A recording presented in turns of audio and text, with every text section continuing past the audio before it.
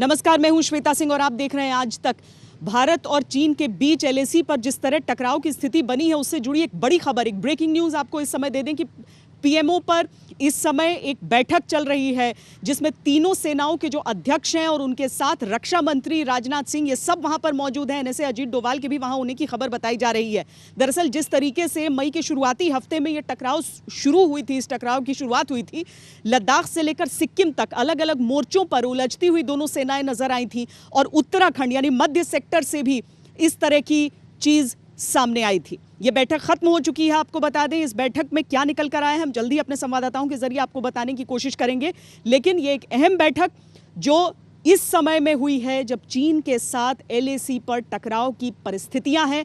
भारत भी अपनी तरफ से सैनिकों की संख्या वहां पर बढ़ा रहा है और चीन तो लगातार अपनी सीमा से भीतर, काफी हद तक भीतर भारतीय सीमा में घुसने का प्रयास कर चुका है।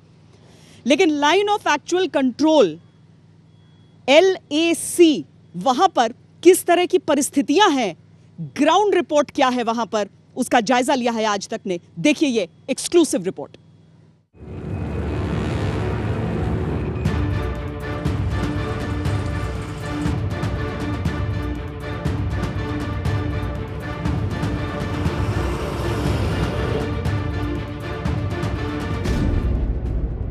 चीन की चालबाजी के बाद लद्दाख में बढ़ा तनाव,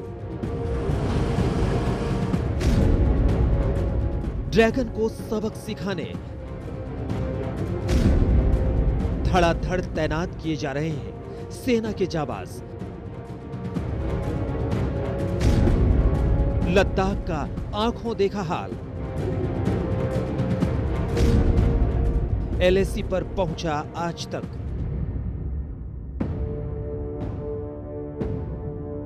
लद्दाख में लाइन ऑफ एक्चुअल कंट्रोल के नजदीक शान से लहराता भारत का तिरंगा और इसकी आन बान शान को सलामत रखने के लिए यह हलचल है। चीन की हरकत के बाद भारत ने फौज की तैनाती बढ़ा दी है। सेना के ट्रकों का यह जत्था इसी मिशन पर निकला है और आज तक निकला ये देखने कि लद्दाख की जमीनी हकीकत क्या है, कितना बढ़ा है तनाव, क्या युद्ध के हैं आसार।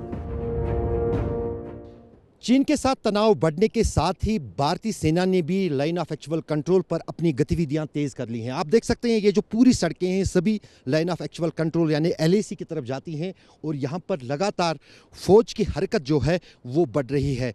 उसमें चाहे जो फौज की तैनाती की तादाद हो वो बढ़ानी हो या फिर जो बाकी ज़रूरी साजो सामान फौज का है उसको वहां पर पहुंचाने की प्रक्रिया हो। फिलहाल जिस अंदाज से चीन के करीब 500 फौजियों ने पैंगोंग लेक के पास जमावड़ा शुरू किया है, उसका जवाब भारतीय सेना की तरफ से उसी अंदाजे से दिया जा रहा है कि वहां पर उसी तादाद में या उससे कहीं ज़्यादा भारतीय फौज की तादाद भी बढ़ाई जाए। भारत और चीन के बीच तनाव बढ़ने के बाद आज तक पहला चैनल है जो LAC पर पहुंचा है। हमारे संवाददाता अशरफ वानी यहाँ के स्थानीय लोगों से भी मिले और जाना कि उनका अनुभव क्या कहता है। ये लोग लगातार यहाँ चीन की चालबाजी से दो चार होते रहते हैं, लेकिन इस बार का तनाव ज्यादा गंभीर नजर आ रहा है। बहरहाल चीन से ऑलरेडी पहले से भी खतरा था और ये खतरा हमेशा रहेगा क्योंकि चीन और इंडिया का जो है आपस में थोड़ा हमेशा वो लगा रहता है हमेशा, तो इसलिए हाँ दुश्मनी तो लगा रहता है। इसलिए हमारे सेना को चौकन्ना रहना हमेशा ज़रूरी है इस एरिया में। और ये चीन हमेशा जो अपने शरारतें करते रहते हैं और इंशाल्लाह हमें उम्मीद है कि ये बार भी ये लोग कामयाब नहीं हो जाएंगे अपने इस नियत से।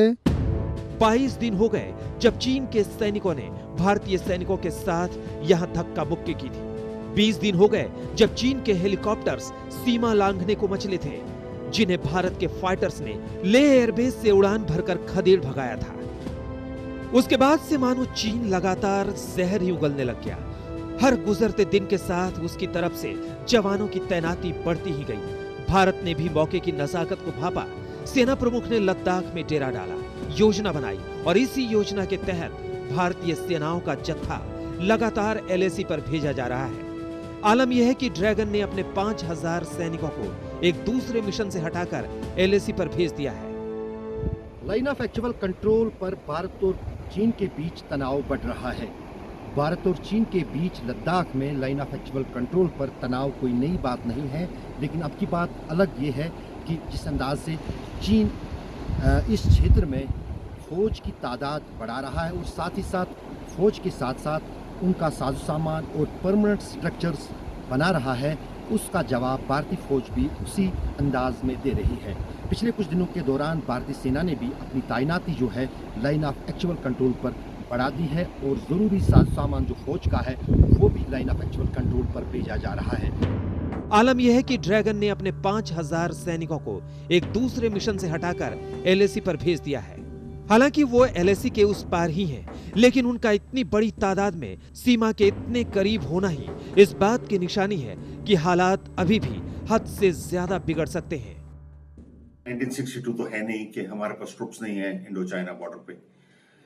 मैं सारे हिंदुस्तानियों को इस बात का आश्वासन देना चाहता हूं कि हमारे पास लद्दाख में मोर देन एडिक्वेट ट्रुप्स हैं।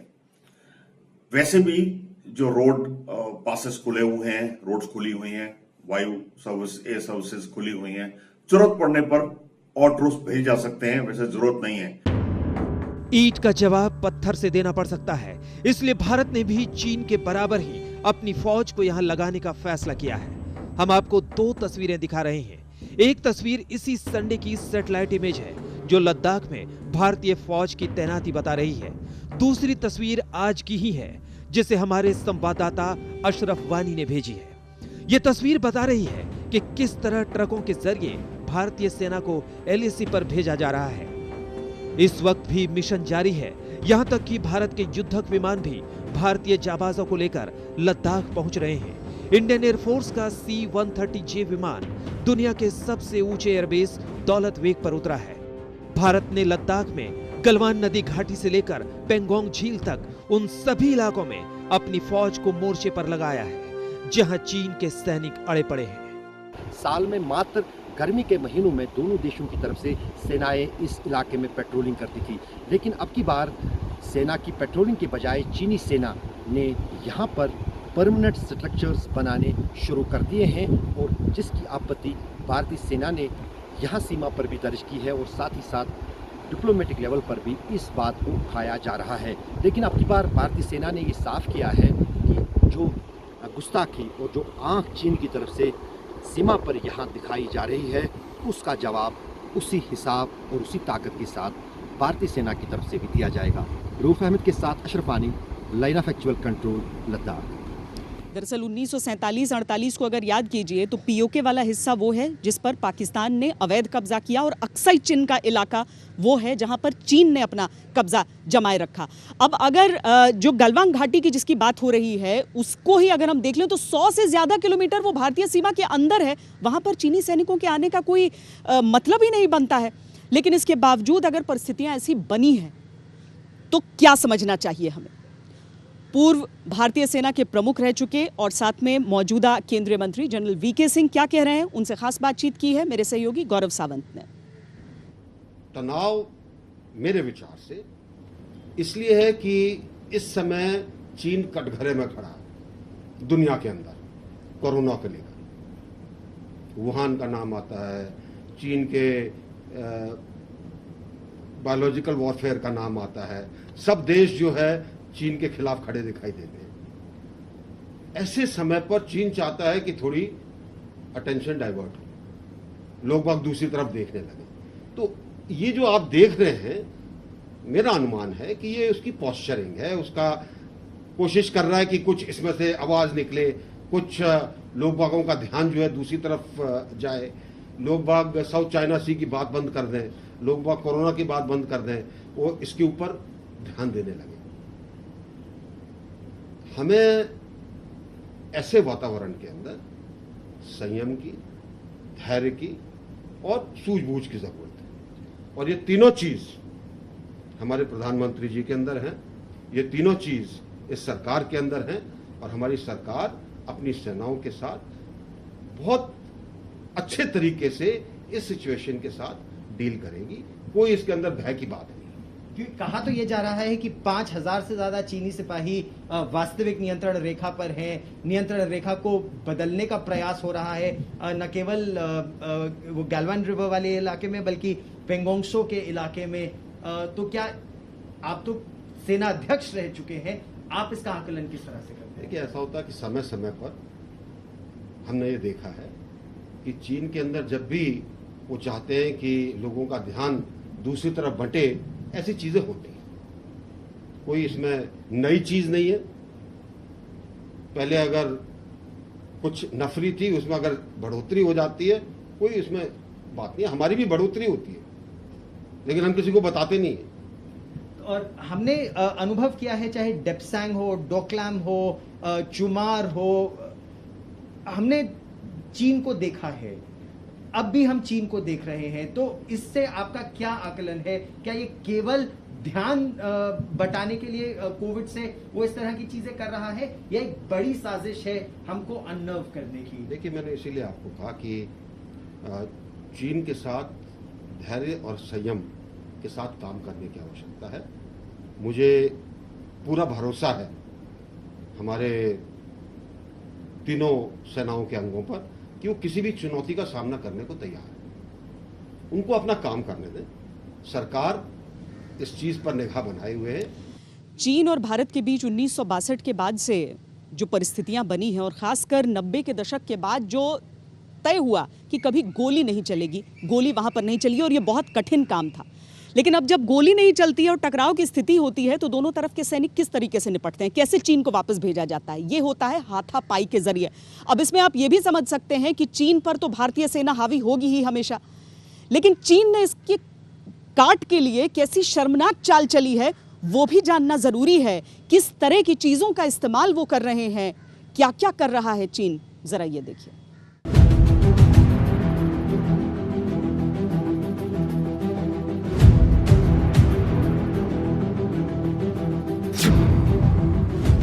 चीन कायर है, बुज़दिल है। चीन बहुत बड़ा धोखेबाज है।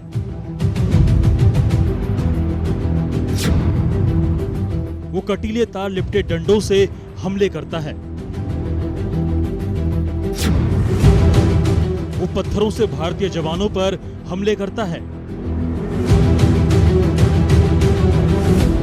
चीन का ये कड़वा सच है। दुनिया भर को महासंकट में डालने वाला चीन इस सच से भाग नहीं सकता। वैसे तो पूरी दुनिया उसकी आदतों से वाकिफ है, लेकिन उस चीन का वो सच सामने आ रहा है जो मानवता के मुंह पर तमाचा है। चीन ने जो करतूत की है वो निहायत ही घटिया स्तर की है। किसी भी दुश्मन से ऐसी हरकतों की उम्मीद नहीं की जा सकती। लेकिन ये चीन है, वही देश जिसका भारत से संबंधों का इतिहास बदनुमा है। उसका एक दाग लद्दाख तक दिखा है। विवाद ज्यादा पुराना नहीं, इसी महीने के शुरुआती दिनों में लद्दाख में पेंगोंग झील में चीन ने गुस्ताखी दिखाई। 5-6 मई के करीब चीन ने LAC के पास अचानक 5000 से अधिक सैनिकों को उतार दिया। उसी दौरान ड्रैगन की सेना ने अमानवीय तरीकों का सहारा लिया, जो किसी भी सेना के इतिहास में आज तक नहीं हुआ। वो चीनी सैनिकों ने किया। उन्होंने भारतीय जवानों पर कटीले तार से लिपटे डंडों से हमला किया, पत्थरों से भी वार किया। उनकी तुलना में भारतीय जवानों की संख्या बेहद कम थी। इसी मौके का फायदा उठाकर चीनी जवानों ने ताबड़तोड़ हमले किए। भारतीय जवान डटकर मुकाबला करते रहे। यह हिंदुस्तानी फौज की हिम्मत ही थी कि चीन की ऐसी कायर गुस्ताखी के बाद भी जवानों ने उन्हें उनकी औकात दिखा दी। लद्दाख में चीनी सेना के साथ तनातनी के बीच पहले सेना प्रमुख जनरल मनोज मुकुंद नरवणे ने लेह का दौरा किया और अब दिल्ली में आर्मी कमांडर्स के साथ वो हालात का जायजा लेंगे। इस बीच सेना ने अरुणाचल से लेकर हिमाचल, उत्तराखंड और लद्दाख तक अपनी तैयारियों को चाक चौबंद किया है। सेना ने साफ कर दिया है कि चीन की हर हिमाकत का माकूल जवाब दिया जाएगा। जानकारी के मुताबिक पेंगोंग झील के पास भारत और चीन के जवानों में काफी देर तक झड़प चलती रही। चीन ने जो किया वो कायराना है। सामान्य तनाव की सूरत में भारतीय जवानों ने आज तक ना तो ऐसा किया है और ना ही ऐसा करने की सोच सकते हैं। अपनी कामयाबी के लिए चीन किसी हद तक भी गिर सकता है। तभी तो लद्दाख से सिक्किम तक चीन की गिद्ध जैसी नजरें टिकी हुई है। वो कोरोना के संकट काल का फायदा उठाकर LAC पर जानबूझकर तनाव बढ़ा रहा है, लेकिन उसकी हर चाल पर हिंदुस्तान की पैनी नजर है। बीजिंग की हर चाल को दिल्ली भांप चुकी है। मीटिंग पर मीटिंग हो रही है। खुद रक्षा मंत्री राजनाथ सिंह ने तीनों सेनाओं के प्रमुखों के साथ बैठक की। उसमें सीडीएस जनरल बिपिन रावत भी मौजूद थे। घंटे भर से ज्यादा चली इस अहम मीटिंग में लद्दाख को लेकर बात हुई। सूत्रों के मुताबिक इसमें 2 अहम मुद्दों पर चर्चा हुई। हालिया विवाद पर कूटनीतिक कोशिश होती रहेगी। फिलहाल सेना मुंहतोड़ जवाब देने के लिए हर मोर्चे पर तैयारी करे। साथ ये भी कि जवान एलएसी पर किसी दावे से पीछे नहीं हटे। लद्दाख के हालात देखते हुए सुरक्षा महकमे ने ये साफ कर दिया है कि दोनों देशों के बीच बातचीत तो जारी रहेगी, लेकिन इस दौरान सेना के लिए निर्देश साफ हैं। उनको कहा गया है कि एक भी कदम पीछे हटने की कोई ज़रूरत नहीं है और जिस तरह की गतिविधि चीन कर रहा है, भारतीय सेना को वैसी ही रणनीति अपनानी चाहिए। सेना प्रमुख जनरल मनोज मुकुंद नरवणे ने अपने टॉप कमांडर्स की भी बैठक बुलाई है। बुधवार से शुरू होने वाली इस मीटिंग में लद्दाख, सिक्किम समेत तमाम मुद्दों पर चर्चा होने के आसार हैं। चीन ने कायरों की भांति पेंगोंग झील के पास जो चाल चली, वैसी घटिया चाल भारत सोच भी नहीं सकता। सूत्र बताते हैं कि चीन ने बड़ी संख्या में अपने सैनिकों को तैनात किया। ये उसकी पुरानी रणनीति का हिस्सा रहा है। देखिए, चाइना की वॉर फाइटिंग स्ट्रैटेजी या आर्ट ऑफ वॉर जो है, जो सुन त्सू उनके स्कॉलर थे, उन्होंने लिखा था, लड़ाई वो उस दुश्मन के साथ करते हैं और उनका मकसद हमेशा ये रहता है कि हर तरीके का वॉरफेयर का इस्तेमाल किया जाए, चाहे वो इकोनॉमिक हो, चाहे डिप्लोमेटिक हो, चाहे बायोलॉजिकल हो, जो भी ये कोरोना वायरस है, चाहे केमिकल हो, चाहे न्यूक्लियर हो। और अल्टीमेट मकसद चाइना का रहता है कि साइकोलॉजिकली अपने एनिमी को ऐसे बीट डाउन करे ताकि बिना एक्चुअल जंग लड़े या गोलियां चले, वो अब जो उनका मकसद है वो ऑब्टेन हो जाए। एलएसी पर तमाम विवाद सुलझाने के लिए भारत अब तक लगातार कोशिशें करता रहा है। चीन से कई बार कई दौर की बातचीत तक हो चुकी है, लेकिन उसका कोई फायदा नहीं हुआ। लिहाजा चीन को उनकी नापाक करतूतों का मुंहतोड़ जवाब देने का विकल्प ही बचा है। अभिषेक भल्ला के साथ मंजीत नेगी, दिल्ली, आज तक। चीन मनोवैज्ञानिक युद्ध लड़ता है और एक भ्रम में जीना चाहता है और चाहता है कि भारत इस पर यकीन करे कि 1962 का जो युद्ध था कहीं वैसी हालात न हो जाएं। लेकिन दरअसल ये सच नहीं है। 1962 के बाद 1967 का पड़ाव आया, जब भारत ने उसे जबरदस्त शिकस्त दी, जब लड़ाई छिड़ी थी। और उसके बाद आज 2020 का आलम यह है कि चीन अपनी चालबाजियों में कामयाब नहीं हो सकता है। मैंने कुछ एक्सपर्ट से बातचीत करके ये जानने की कोशिश की कि भारत को आज की परिस्थिति में करना क्या चाहिए। जनरल प्रसाद, जो चल रहा है अभी एलएसी पर, ऐसी परिस्थिति कह रहे हैं कि कभी नहीं देखी गई युद्ध के अलावा चीन के साथ। क्या आपके आकलन में यही है? जी बिल्कुल, ऐसी जो हालात आज देख रहे हैं, मुझे लगता है कभी समय तक तो ऐसा कभी हुआ नहीं। लेकिन आज के हालात भी कुछ अजीब और गरीब से हैं। ऐसे हालात भी शायद कभी नहीं हुए होंगे। सबसे पहले तो हमें ये देखना चाहिए कि इस वक्त चीन में हो क्या रहा है, चीन किस माहौल से गुजर रहा है। सारा विश्व, 100 से ऊपर देश उसको एक्यूज़ कर रहे हैं कि कोरोना वायरस में उसका कुछ ना कुछ हाथ है कि नहीं है, वो तो पता लगेगा जब भी पता लगेगा। लेकिन एक तरह से वो उसको अच्छा तो नहीं लग रहा होगा कि सारे 100 देश मेरे अगेंस्ट बोल रहे हैं WHO में, और वहाँ एक्सेप्ट भी हो चुका है। उसकी हांगकांग में परेशानी हो रही है, उसकी ताइवान में परेशानी हो रही है। उसके लिए एक संकट तो खैर औरों के लिए है, लेकिन उसके लिए भी एक चुनौती आ गई है साउथ चाइना सी में। तो दूसरी बात अब भारत में आई है कि भारत के साथ ऐसे क्यों हो रहा है। देखिए, पिछले 25-30 साल में हमने कोई ख़ास डेवलपमेंट की नहीं बॉर्डर इंफ्रास्ट्रक्चर में, सड़कों पे, यहाँ तक कि जो हमारे हेलीपैड्स और एडवांस लैंडिंग ग्राउंड्स थे, जो पहले कमर्शियल थे, उनको भी पिछले 15-20 साल में बंद कर दिया गया था। जैसे फुकचे हुआ, दौलत बेग गोल्दी हुआ और कई एक जगह हुई। लेकिन पिछले 5-6-7 साल से हम देख रहे हैं कि बॉर्डर में एरिया में इंफ्रास्ट्रक्चर डेवलपमेंट हो रही है। चाइना यही इंफ्रास्ट्रक्चर डेवलपमेंट कर रहा है 25 साल से, 30 साल से। तकरीबन 4000 किलोमीटर की उसने हाईवे बना रखी है। कितने ही उसके हेलीपैड्स हैं, लॉजिस्टिक डंप्स हैं, इंटरनल रोड्स हैं, कनेक्टिंग रोड्स हैं, रेल एंड ट्रैक्स बन रहे हैं तिब्बत से। नेपाल के अंदर भी उसका रेल ट्रैक्स बन रहा है। तो उसका कम्युनिकेशन इतना बढ़िया हो गया, हमारा काफ़ी कमज़ोर रहा। लेकिन पिछले 6-7 साल में हमने भी कुछ इसमें तरक्की की है। हालांकि तरक्की मैं कहूँगा परसेंटेज वाइज शायद 30-40-50% ही हुई होगी, इतनी बाकी है, लेकिन कुछ तो तरक्की हुई है। ईस्टर्न लद्दाख में अब देखिए सड़कें बन गई, काफ़ी सड़कें बन गई। दौलत बेग ओल्दी का एयरपोर्ट कमर्शियल हो गया, फुकचे का एयरपोर्ट कमर्शियल हो गया। हमने वहाँ कुछ दिन पहले एक टैंक रेजिमेंट भी भेज दिए, मैकेनाइज कॉलम्स भी वहाँ पर है। और आप देखें इस तरफ से उत्तराखंड में भी हम नई सड़क बनी है जिसकी बातचीत अभी हो ही रही है, जो कि काली नदी के बगल में बनी है, उससे नेपाल परेशान हो रहा है। उधर आप देखें अरुणाचल में भी काफ़ी हद तक सड़कें बन रही हैं।